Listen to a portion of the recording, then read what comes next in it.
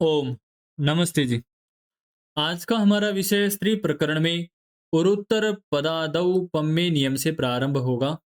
नियम क्या कहता है? उपमान वाचक शब्द पूर्व पद में है जिसके ऐसे उरु शब्दांत प्रातिपदिक से स्त्रीत्व की विवक्षा में ऊंग प्रत्यय होता है। उदाहरण के तौर पर हमारे पास शब्द आता है कर भोरुहु। शब्द क्या है? कर भोरु है। करभौ इवह उरु यस्या सा हाथी की सूंड के समान जंगा वाली है। हाथी की सूंड के समान जंगा वाली है। अब यहां पर समास हो रहा है किस नियम से?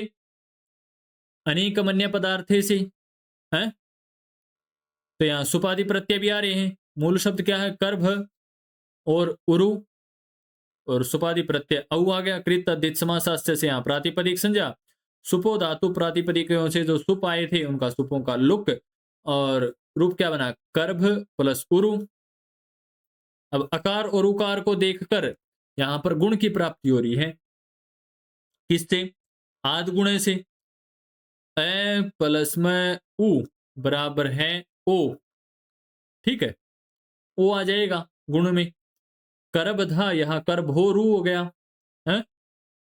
अब करभोरू बनने के पश्चात अभी अभी जो हमने नियम पढ़ा है उरुत्तर पदादौ पम्मे सूत्र से उपमानवाची पूर्व पद वाली उरु शब्दांत अर्थात उरु शब्द के अंत वाली प्रातिपदिक से स्त्रीत्व की विवक्षा में ऊंग प्रत्यय हो जाएगा। अब करभोरू में उरु शब्दांत है, तो उरु शब्दांत है तो यहां पर ऊंग प्रत्यय हो जाएगा नियम से। ऊंग का क्या शेष रहेगा? गकार की हलंत्यम से संज्ञा तस्य लोप से लोप। कर भोरु प्लस उ।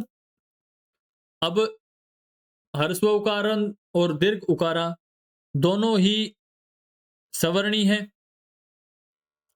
दोनों ही सवर्णी है। मिला देंगे तो क्या बन गया? दीर्घ उकार। तो दीर्घ उकार बन गया तो अकह सवर्ण दीर्घ से सवर्ण दीर्घ हो जाएगा और स्वाद उत्पत्ति भी कार्य कर देंगे तो विसर्गादि होके कर भोरु हमारा रूप सिद्ध हो जाएगा। ठीक इसी प्रकार जब हम आगे बढ़ते हैं तो अगला नियम आता है क्या? संहित सफलक्षण वामादेश देशस्थ। नियम क्या कहता है कि संहित है जुड़ा हुआ संश्लिष्ट या जुड़ा हुआ सफ खुर लक्षण सुंदर और वाम अति सुंदर प्रातिपदिकों से उत्तर में उरु हो तो तदंत प्रातिपदिक से स्त्रीत्व की विवक्षा में ऊंग प्रत्यय होता है। कौन सा प्रत्यय होता है? ऊंग प्रत्यय होता है।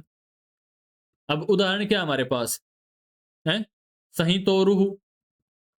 अब संहितोरु रूप है तो संहितौ उरुहु यस्या सा, यहां पर समास हो रहा है अनेकमन्य पदार्थे जैसे अनेकमन्य पदार्थे से।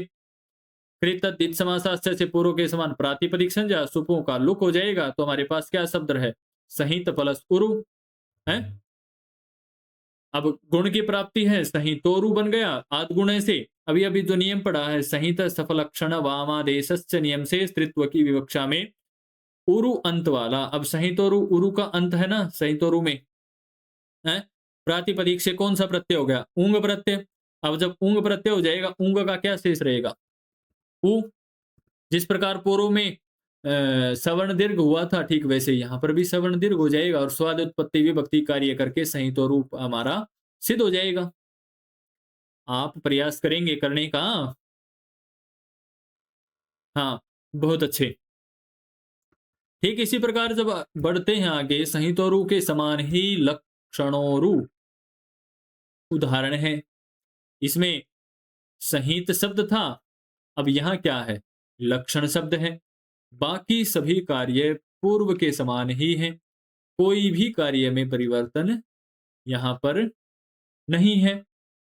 ये आपके लिए हम छोड़ रहे हैं गृह कार्य के तौर पर। यदि आपको समझ में आ जाता है तो बहुत अच्छा, नहीं आता यहां से देखें। यहां से भी नहीं आता तो आप कमेंट कर दीजिए, हम आपको बताने का प्रयत्न करेंगे। हैं? ठीक ऐसे ही वामोरु है। हुँ? इन दोनों को आप सिद्ध करें। ठीक है? कर लेंगे सिद्ध आराम से। देखो कोई परिवर्तन नहीं है, सब समान कार्य है, नियम समान लगे हुए हैं, केवल आगे आगे का शब्द शब्द बदला हुआ है। ठीक है। ठीक इसी प्रकार सफोरु है। चलो सफोरु को हम करा देते हैं जिससे आपको आसानी से समझ में आ जाए। सफोरु, सफौ इव उरु यस्या सा, अनेक अन्य पदार्थे से यहाँ पर समास। कृत तद्धित समास से प्रातिपदिक संज्ञा, सुपो धातु प्रातिपदिक से सुपों का लुक, आद गुण से सफ में अ और उ को गुण सफोरु, और सहित सफल लक्षण वाम देशस्य से ऊंग आ गया है। यही कार्य तो पूर्व में होते आ रहे हैं सभी में है। ऊंग के ग की अलंत्यम से संज्ञा करके तस्य लोप से लोप, अक सवर्ण दीर्घ से सवर्ण दीर्घ, सफोरु स्वादि उत्पत्ति विभक्ति कार्य से रूप सिद्ध। कोई कठिन तो नहीं है, सरल है। हैं? आज के लिए हमारा विषय इतना ही रहेगा, आगे हम फिर मिलेंगे।